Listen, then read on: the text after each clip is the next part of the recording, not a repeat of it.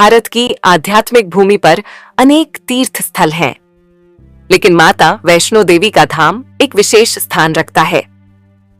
यह पवित्र धाम जम्मू कश्मीर के त्रिकुटा पर्वत पर स्थित है और इसे देवी शक्ति के सबसे पवित्र स्थानों में गिना जाता है। प्रत्येक वर्ष लाखों श्रद्धालु इस धाम की यात्रा करते हैं और माता के दर्शन कर अपने जीवन को धन्य मानते हैं। माता वैष्णो देवी को त्रिदेवी, महालक्ष्मी, महासरस्वती और महाकाली का संयुक्त स्वरूप माना जाता है। यह स्थान भक्तों की आस्था, भक्ति और शक्ति का केंद्र है। माता की कथा रहस्यमयी, चमत्कारी और अद्भुत घटनाओं से भरी हुई है, जिसमें भैरवनाथ से युद्ध, त्रिकुटा पर्वत पर माता का वास और उनकी दिव्य पिंडियों का प्रकट होना शामिल है। यह कथा केवल धार्मिक दृष्टि से महत्वपूर्ण नहीं है, बल्कि यह भक्ति, शक्ति और आत्मशुद्धि का संदेश भी देती है। माता की यात्रा श्रद्धालुओं के लिए एक आध्यात्मिक अनुष्ठान है, जो भक्तों को आस्था, धैर्य और भक्ति की शक्ति का अनुभव कराती है। इस कथा में माता वैष्णो देवी के जन्म, उनकी तपस्या, भैरवनाथ के साथ संघर्ष, गुफा की स्थापना और उनकी कृपा से होने वाले चमत्कारों का विस्तृत वर्णन किया गया है। यह कथा न केवल पौराणिक महत्व रखती है, बल्कि वैज्ञानिक दृष्टिकोण से भी रहस्यमयी मानी जाती है। माता वैष्णो देवी की यात्रा में श्रद्धालु एक अनूठी ऊर्जा और शांति का अनुभव करते हैं, जो इस स्थान को एक दिव्य शक्ति केंद्र बनाती है। माता वैष्णो देवी का दिव्य जन्म कैसे हुआ?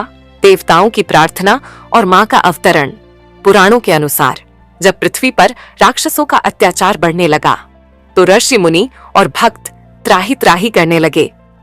उन्होंने देवी महाशक्ति से प्रार्थना की कि वे पृथ्वी पर अवतरित होकर धर्म की रक्षा करें। देवताओं की प्रार्थना सुनकर त्रिदेवियां, महाकाली, महासरस्वती और महालक्ष्मी ने अपनी संयुक्त ऊर्जा से एक दिव्य कन्या को जन्म दिया।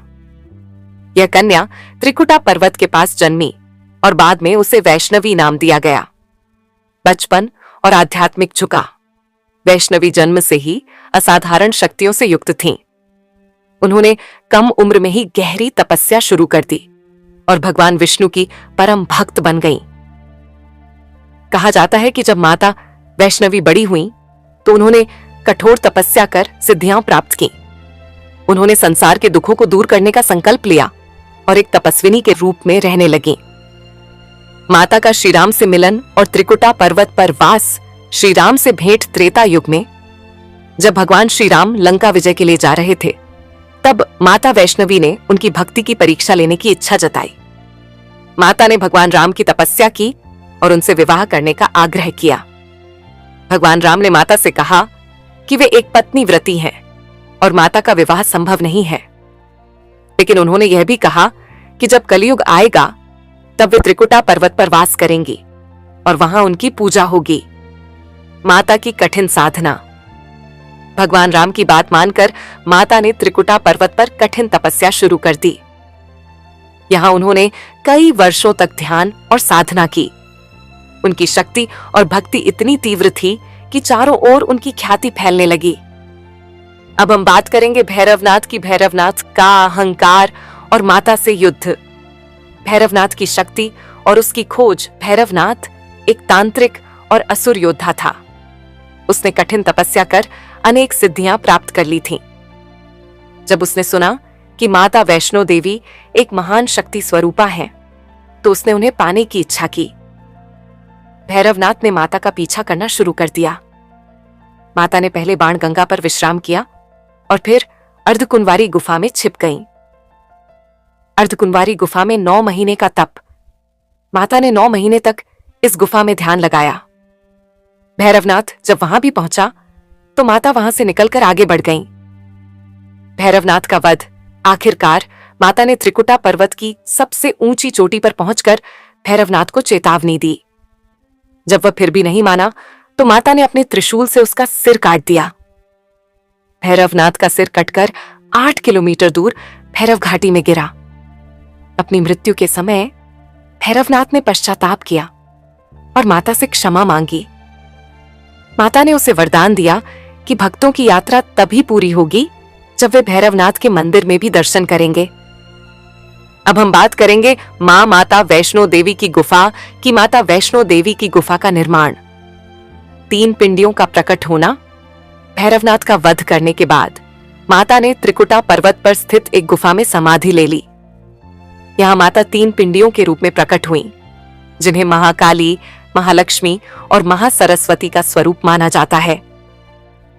श्रीधर पंडित को माता का दर्शन कहा जाता है कि भक्त श्रीधर पंडित को माता ने स्वप्न में दर्शन दिए और उन्हें बताया कि उनकी गुफा कहां स्थित है। श्रीधर ने जब वहां जाकर देखा तो माता की पिंडियां वहां स्थापित थीं।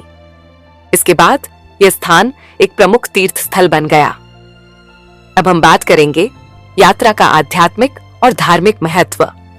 यात्रा के महत्वपूर्ण स्थल। पहले है कटरा यात्रा का प्रारंभिक स्थल। दूसरा है बाण, गंगा माता द्वारा बनाई गई पवित्र जलधारा। तीसरा है चरण पादुका, माता के चरणों के निशान। चौथा है अर्धकुंवारी गुफा, माता का तपस्थल। पांचवा है सांझी छत विश्राम स्थल। छोटा है भैरवनाथ मंदिर, भैरवनाथ का अंतिम स्थल। सातवां है पंचगंगा, 5 पवित्र नदियों का संगम। वैज्ञानिक दृष्टिकोण। माता वैष्णो देवी गुफा का वातावरण वैज्ञानिक दृष्टि से भी अनोखा है। यहां के जल में औषधीय गुण हैं और गुफा में एक विशेष ऊर्जा का अनुभव होता है, जिसे वैज्ञानिक भी रहस्यमयी मानते हैं। अब हम आपको बताएंगे कि माता वैष्णो देवी की चमत्कारी घटनाएं। तो पहली घटना है आखंड ज्योति। माता की गुफा में एक ज्योति निरंतर जलती रहती है। दूसरी घटना है स्वयंभू पिंडियां। माता की पिंडियां बिना किसी बाहरी साधन के बनी हुई हैं। तीसरी घटना है कई भक्तों के अनुभव। भक्तों ने माता की कृपा से असाध्य रोगों से मुक्ति पाई है। माता वैष्णो देवी की यात्रा केवल एक धार्मिक यात्रा नहीं है, बल्कि यह आत्मिक शांति और आस्था का केंद्र भी है। माता के दर्शन से भक्तों की सभी मनोकामनाएं पूर्ण होती हैं और उन्हें अपार शांति की अनुभूति होती है।